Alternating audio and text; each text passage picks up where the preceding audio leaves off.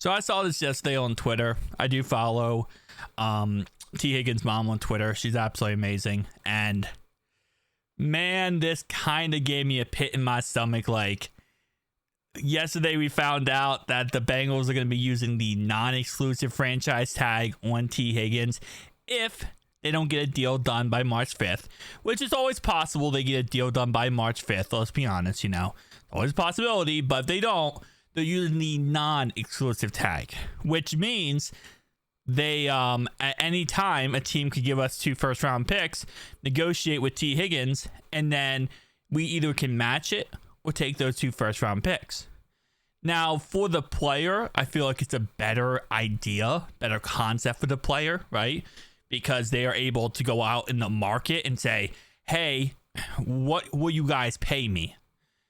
But at the same time, it kind of screws the player over because who wants to give 2 first-round picks for anybody, right? So it's one of those situations where it's like it lets the player see a value for themselves, but like the Lamar Jackson situation, you have to give up 2 first-round picks.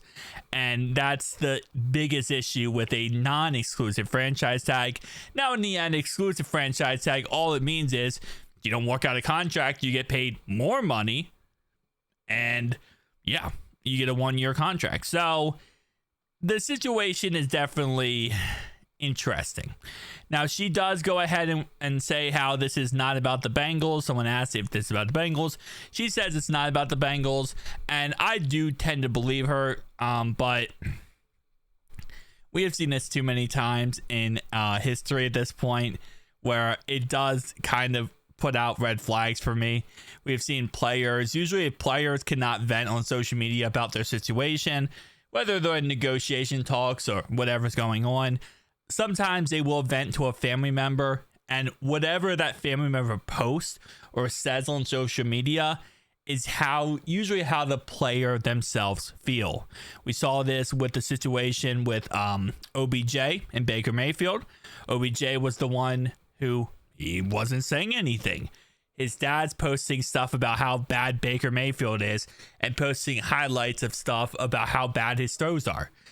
Again, we see this across the board for many players throughout NFL history, of recent history, where their family will kind of vent for them. Their family will give their thoughts and opinions for them.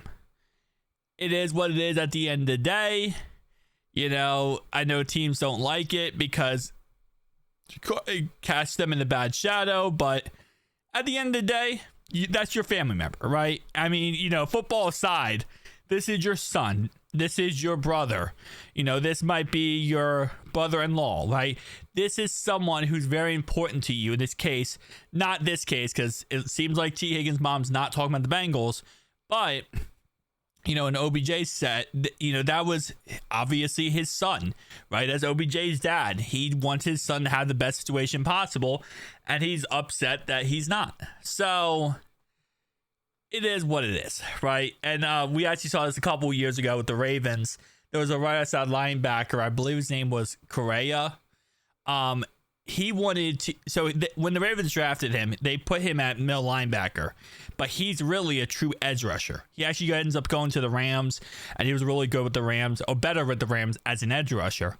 But John Harbaugh wanted him to be a middle linebacker. Well, he sucked at middle linebacker for obvious case. He was an edge rusher. And so his mom went to fluff off on John Harbaugh, called him selfish, called him a piece of crap, said he ruined her son's career.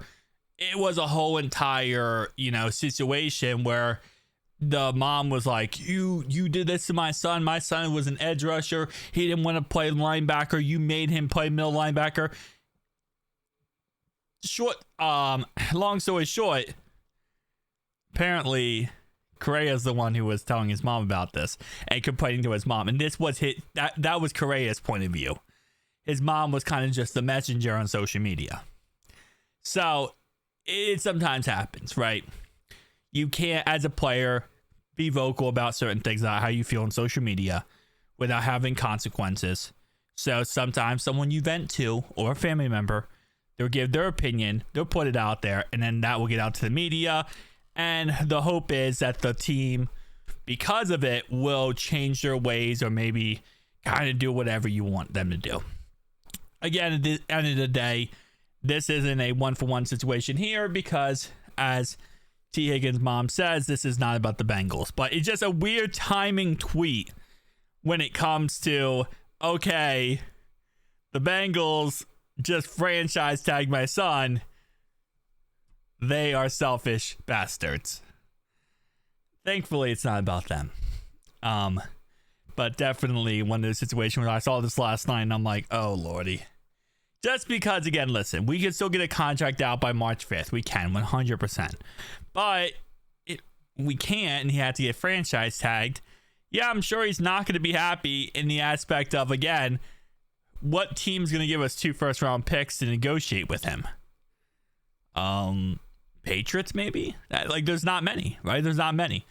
I did look it up. Every single team in the NFL does have a first-round pick this year and next year. So they could technically negotiate with him. But again, they got to value him as 2 first-round picks and give him a massive contract, which is, yeah, that's a lot. So tell me down below your thoughts, opinions, guys. I'll see you guys next one. Peace.